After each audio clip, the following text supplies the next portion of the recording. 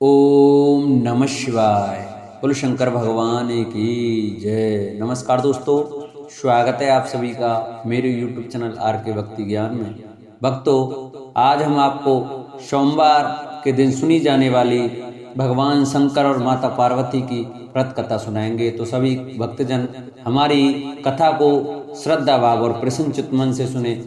जो भक्त हमारे चैनल पर नए आए हैं, जो हमारे चैनल को नए देख रहे हैं, अभी तक हमारी वीडियो को लाइक नहीं किया है, वो वीडियो को लाइक करें, चैनल को सब्सक्राइब करें और कमेंट में ओम नमः शिवाय, ओम उमा महेश्वराय नमः अवश्य लिखें। 16 सोमवार व्रत का नाम आपने सुना ही होगा, जो मुख्यतः कुंवारी लड़कियां अपने विवाह की आशा से भगवान शिव के नाम पर रखती हैं। वहीं सुहागिन स्त्रियां भी इस व्रत को भगवान शंकर की कृपा प्राप्ति के लिए करती हैं। मान्यता के अनुसार ये व्रत पुरुषों के लिए भाग्योदय, सकल मनोरथ पूर्ण करने वाला है। वहीं यह व्रत स्त्रियों को मंचा वर और सौभाग्य प्रदान करता है। इसके अलावा ये व्रत रोग शोक दूर करने के साथ ही जाने अनजाने में किए गए पापों से मुक्ति प्रदान करता है। तो आइए भक्तों, हम अपनी कथा को प्रारंभ करते हैं। प्राचीन समय में एक नगर में एक धनवान साहूकार रहा करता था, जिसके घर में किसी प्रकार की कोई कमी नहीं थी, परंतु उसके कोई पुत्र नहीं था, जिस कारण वह काफी दुखी रहता था। उसे दिन रात यही चिंता सताती रहती थी। ऐसे में वह पुत्र पाने की कामना के लिए हर सोमवार भगवान शिव जी का व्रत और पूजन किया करता था और शाम के समय शिव मंदिर में जाकर के भगवान शिव जी के सामने दीपक जलाता था। उसके उस भक्ति भाव को देखकर देवी मां पार्वती ने शिव जी से कहा कि यह साहूकार आपका बहुत बड़ा भक्त है और सदैव आपका व्रत और पूजन बड़ी श्रद्धा के साथ करता है, इसकी मनोकामना पूर्ण करनी चाहिए। शिव जी ने कहा, हे पार्वती, यह संसार कर्म क्षेत्र है और जैसे किसान खेत में जैसा बीज बोता है वैसा ही फल काटता है, उसी तरह इस संसार में व्यक्ति जैसा कर्म करता है वैसा ही फल भोगता है। पार्वती जी ने अत्यंत आग्रह से कहा, प्रभु, जब यह आपका इतना बड़ा भक्त है और इसको अगर किसी भी प्रकार का दुख है तो उसे अवश्य दूर करना चाहिए, क्योंकि आप सदैव अपने भक्तों पर दयालु होते हैं और उनके दुखों को हमेशा दूर करते हैं। यदि आप ऐसा नहीं करेंगे तो मनुष्य आपकी सेवा व व्रत क्यों करेंगे। पार्वती जी के ऐसे आग्रह पर शिव जी बोले, हे पार्वती, इसके कोई पुत्र नहीं है, इसी चिंता में यह अत्यंत दुखी रहता है।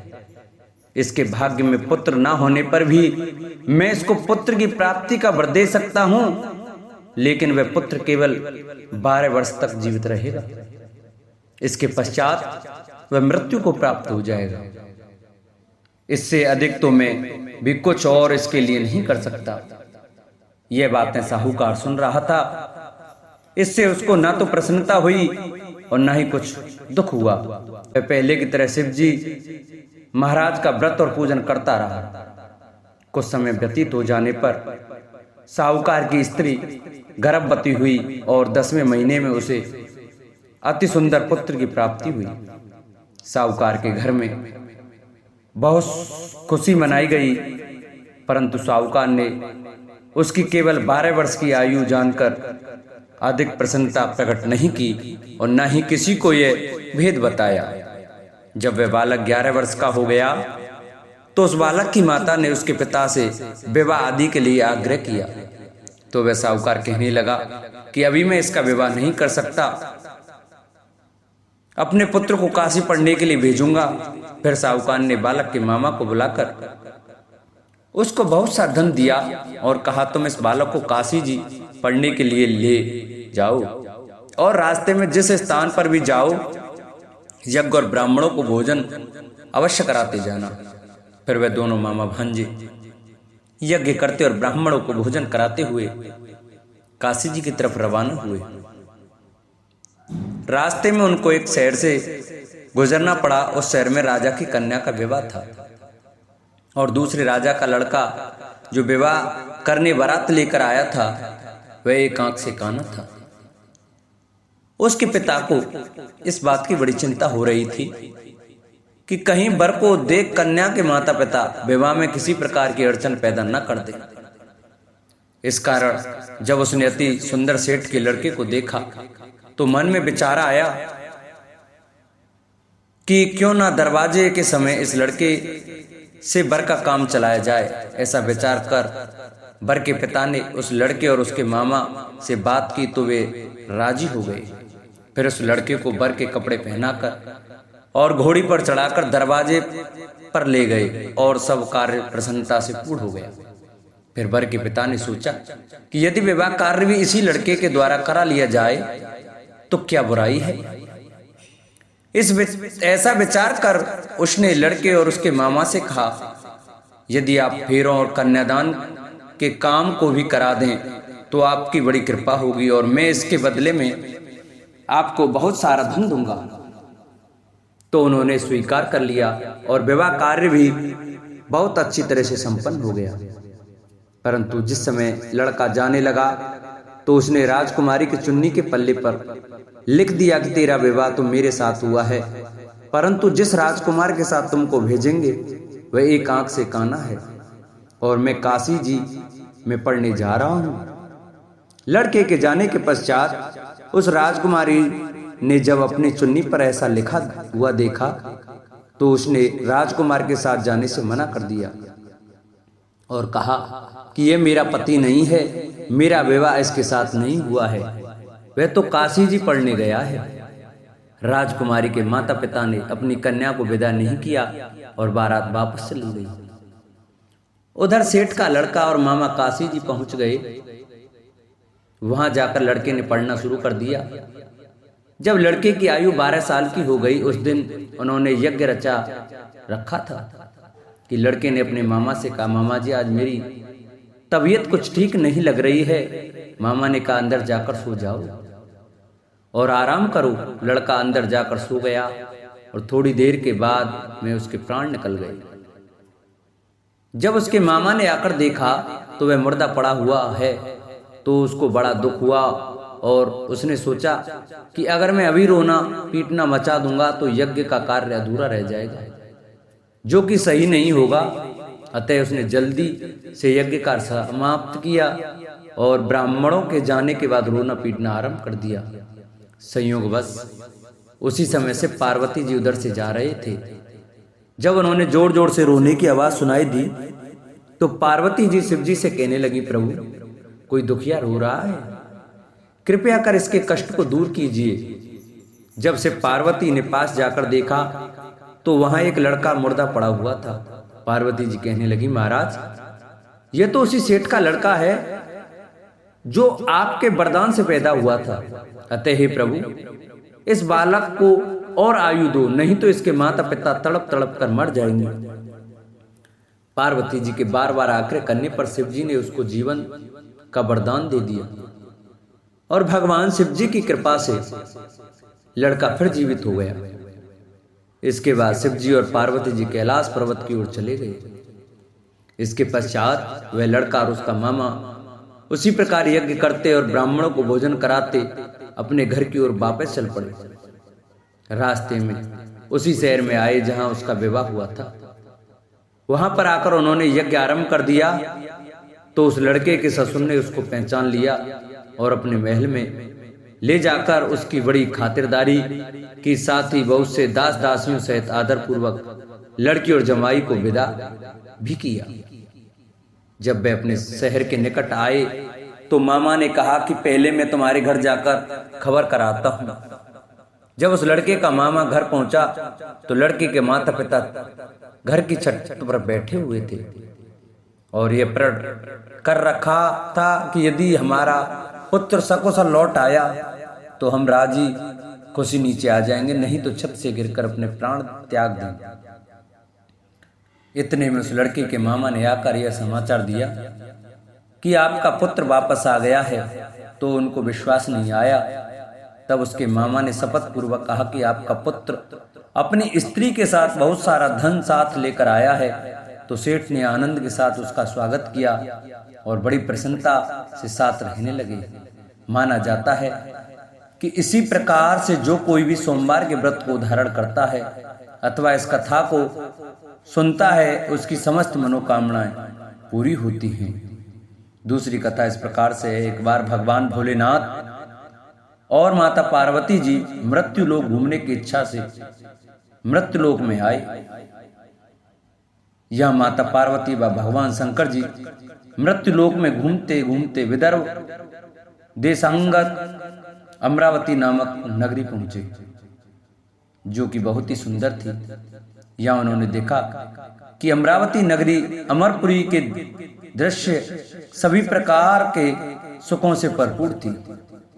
उस नगरी में राजा द्वारा बनवाया हुआ बहुत सुंदर भगवान भोलेनाथ जी का मंदिर भी था। उस मंदिर में भगवान भोलेनाथ जी और माता पार्वती निवास करने लगे। एक दिन माता पार्वती जी ने भगवान से कहा, हे प्रभु, आज तो हम और तुम दोनों चौरस पासा खेलेंगे।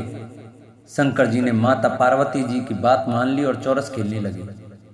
उसी समय मंदिर का पुजारी ब्राह्मण मंदिर में पूजा करने के लिए आया हुआ था। माता ने ब्राह्मण को देखकर एक प्रश्न किया कि पुजारी जी बताओ कि इस बाजी में दोनों में से किसकी जीत होगी और किसकी हार होगी। ब्राह्मण ने बिना सोचे समझे कहा कि भगवान भोलेनाथ ही जीतेंगे। कुछ समय बाद बाजी समाप्त हुई और माता पार्वती जी की विजय हो गई। माता पार्वती को ब्राह्मण के झूठे बोलने पर क्रोध आया और कोढ़ी होने का श्राप दे दिया। भगवान शंकर जी के बहुत समझाने के बाद भी माता नहीं मानी और वो दोनों वहां से चले गए। कुछ समय बाद उस ब्राह्मण पुजारी को कोढ़ होने लगे और धीरे धीरे उसके शरीर के पूरे शरीर में कोढ़ हो गया। ऐसे में वह बहुत ही परेशान व दुखी रहने लगा। इस तरह कई दिन बीत गए। फिर एक दिन देवलोक से अप्सराएं शिव जी की पूजा करने उसी मंदिर में आईं। अप्सराओं ने उस पुजारी के कष्ट को देखकर बड़े दया भाव से उसके रोगी होने का कारण पूछा। तब पुजारी जी ने आप बीती सभी बातें निसंकोच होकर उन अप्सराओं को बता दी। यह सुनकर वो अप्सराएं बोली, हे ब्राह्मण, तुम दुखी मत हो। भगवान भोलेनाथ जी आपके सभी कष्टों को दूर कर देंगे, परंतु तुम्हें श्रेष्ठ 16 सोमवार के व्रत पूरे विधि विधान और भक्ति भाव से पूरे 16 व्रत करने होंगे और 17वें सोमवार के दिन पाव सेर पवित्र गेहूं के आटे की बाटी बनाएं। उसके बाद घी और गुड़ मिलाकर चूरमा बनाकर भगवान भोलेनाथ जी को प्रसाद चढ़ाना और बाकी के प्रसाद को मंदिर में उपस्थित भक्तों को बांट देना। ऐसे करने से आपकी सभी मनोकामनाएं पूरी होंगी।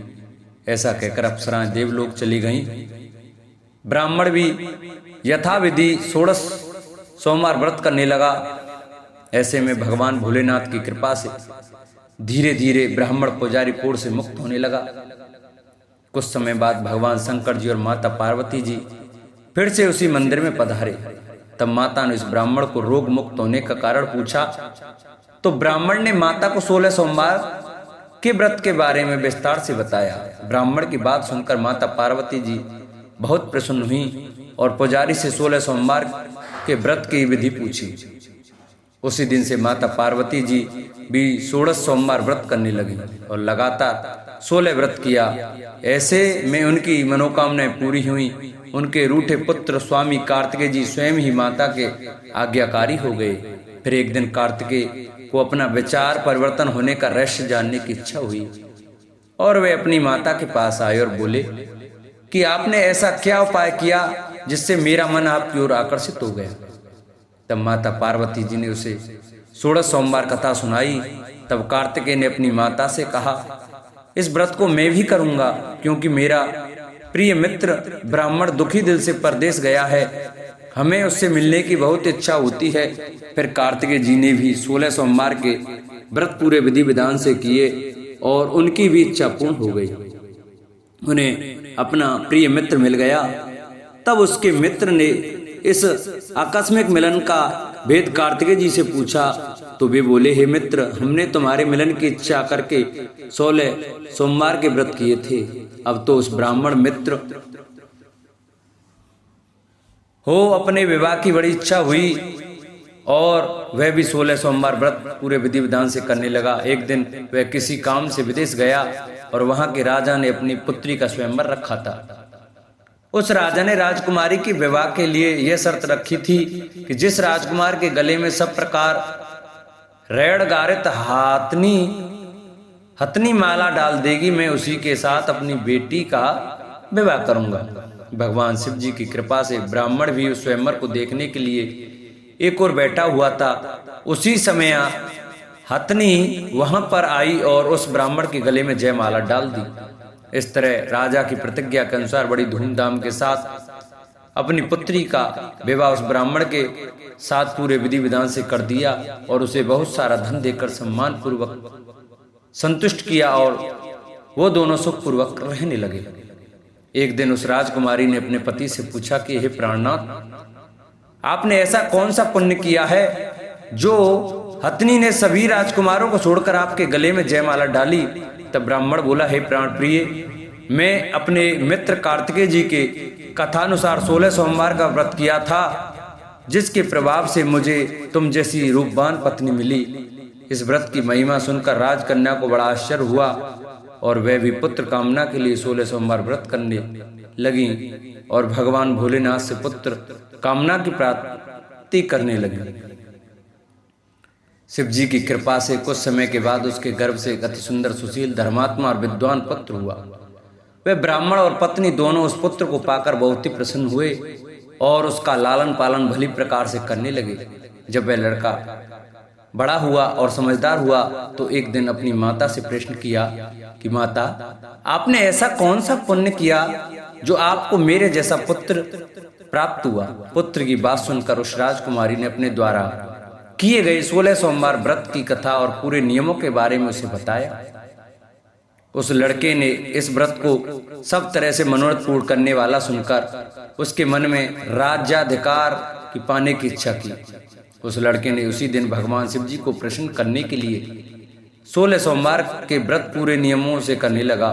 एक दिन दूसरे देश के राजा के दूत ने आकर उसको उनकी राजकुमारी के लिए चुना और उसे अपने साथ ले आए और राजा ने अपनी राजकुमारी के विवाह उसके साथ कर दिया। धीरे धीरे राजा वृद्ध हो गया और उसके लिए राज का संभालना मुश्किल हो गया।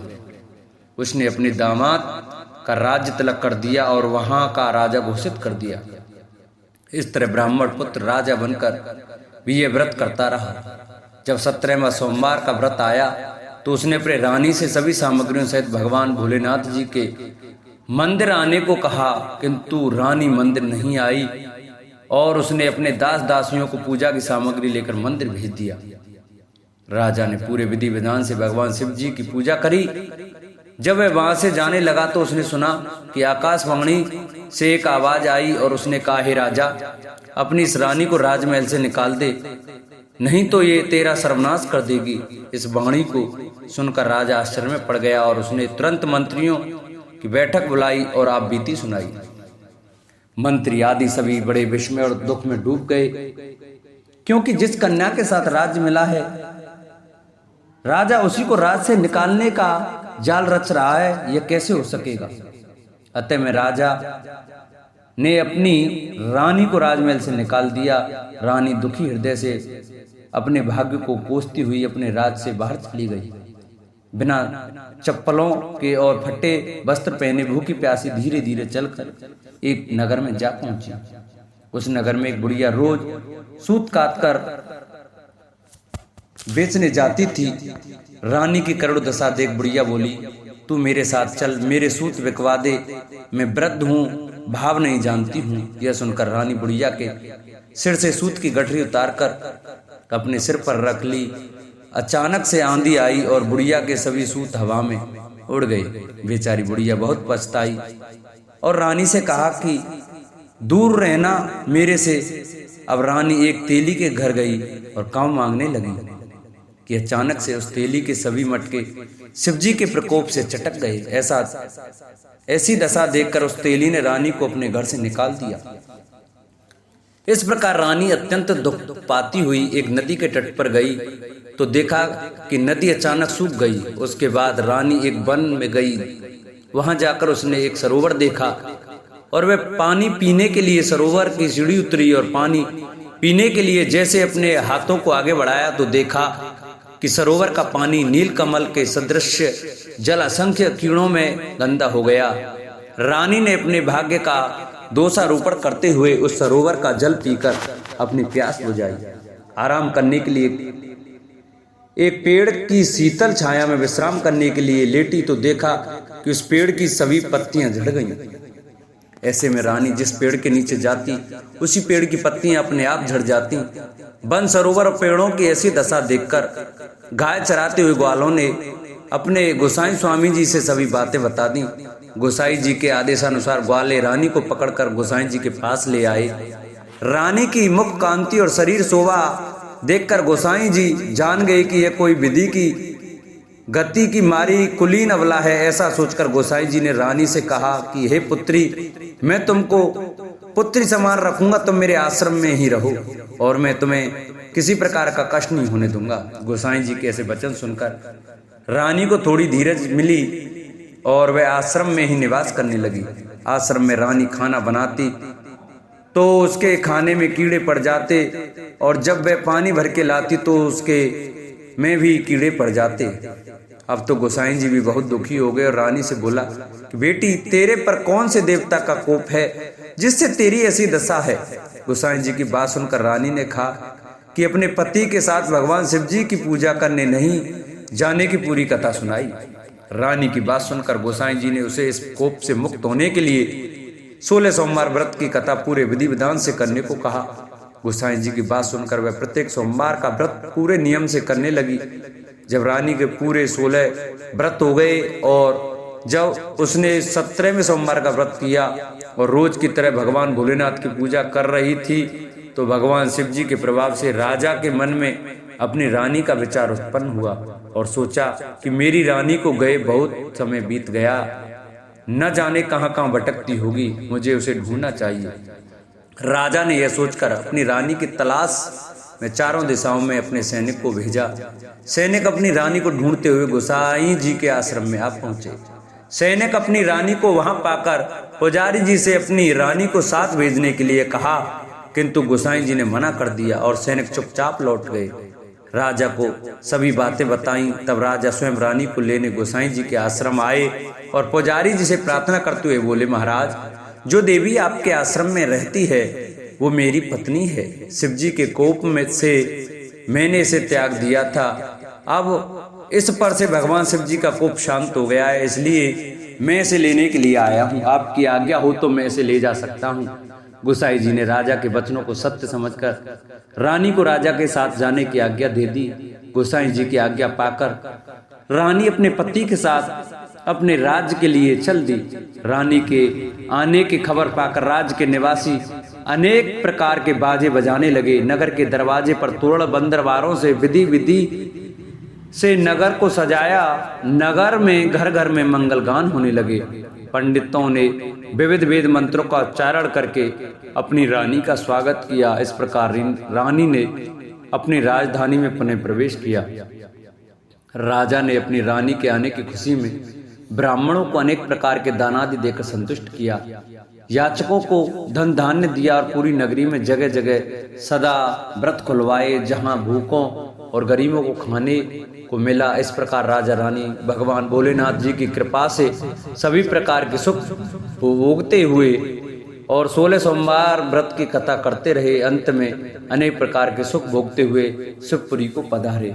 इसी कारण कहते हैं कि जो मनुष्य भगवान भोलेनाथ जी की भक्ति मन वचन कर्म द्वारा 16 सोमवार के व्रत पूरे विधि विधान से करेगा, वह इस मृत्यु लोक से समस्त सुख को भोग कर अंत में भगवान के चरणों में शिवपुरी को प्राप्त होगा और इस व्रत के करने से सबके मनोरथ पूर्ण होंगे। बोलो शंकर भगवान की जय। जिन भक्तों को हमारी यह सोमवार की व्रत कथा अच्छी लगी हो वो हमारी वीडियो को ज़्यादा से ज़्यादा शेयर करें। जिन्होंने अभी तक चैनल को सब्सक्राइब नहीं किया है वो हमारे चैनल को सब्सक्राइब करें और बगल में घंटी का बटन अवश्य दबाएं, जिससे कि हम जो नई वीडियो अपलोड करें उसका नोटिफिकेशन आपके पास अवश्य पहुंचे।